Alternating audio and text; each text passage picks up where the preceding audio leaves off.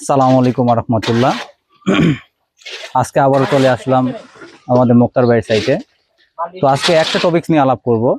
টপিকসটা হলো, আমরা অনেক সময় কি করি, কন্ট্রাক্টরের পরামর্শে বা বুদ্ধিতে আমরা যে কোনো কাজ করে ফেলি, কিন্তু আমরা এটা বুঝি না যে কন্ট্রাক্টরের পরামর্শে যে অনেক বড় একটা ক্ষতি হয়ে যায়, কোটি টাকার বিল্ডিং সেটা সহজে ধসে পড়তে পারে, বা কোনো ভূমিকম্পের কারণে সহজেই ধসে পড়তে পারে সেটা। আচ্ছা, সেই একটা ছোট টপিক নিয়ে আমরা আলাপ করবো, যেটা হচ্ছে শর্ট কলম। আমাদের বিল্ডিং এর মেরুদণ্ড হচ্ছে বিল্ডিং এর কলম। তো এটাকে অবশ্যই আমরা কিভাবে এটা সেভ করব বা এটাকে কিভাবে স্ট্রং করা যায়, মজবুত হয়, সেদিকে আমরা খেয়াল করব।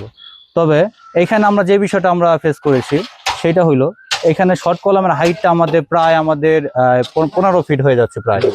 আচ্ছা, তো শর্ট কলমটা 15 ফিট হয়ে যাচ্ছে। তো সেই ক্ষেত্রে আমাদের অবশ্যই আমাদের ডিএনবিসি কোডের নিয়ম অনুযায়ী 8 ফিটের উপরে আমাদের শর্ট কলম দেওয়া নিষেধ, বা এটা নিয়মে নাই আর কি। তো সেই ক্ষেত্রে আমাদের 8 ফিট বা সর্বোচ্চ 9 ফিট পর্যন্ত আমরা দিতে পারি। তো এখন এটা আমাদের প্রায় 15 ফিট হয়ে যাচ্ছে।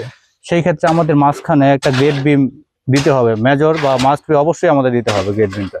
তো সেই জন্য এই শর্ট কলমটা আমরা এই মিডল সেক্টরে আমরা একটা গ্রেড বিম দেওয়ার জন্য শর্ট কলম হাফ ঢালাই দেওয়া হয়েছে। বাকিটা গ্রেড বিম করার পরে পরবর্তীতে বাকিটা আবার ঢালাই দেওয়া হবে। তো আজকে এখানে বিদায় নিচ্ছি। আল্লাহ হাফেজ। সালামু আলাইকুম রহমতুল্লাহ।